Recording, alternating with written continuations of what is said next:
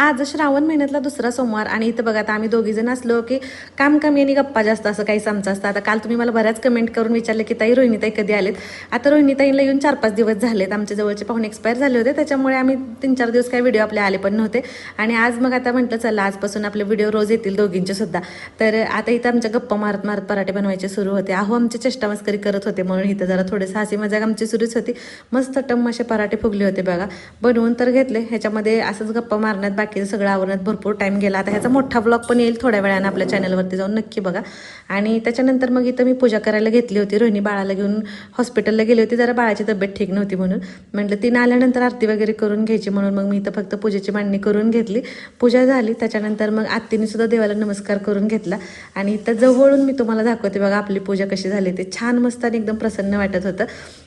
तर तुमची सोमवारची पूजा झाली का नाही मला नक्की कमेंट करून सांगा. आणि चला मग व्हिडिओ आवडला तर नक्की सबस्क्राईब करा.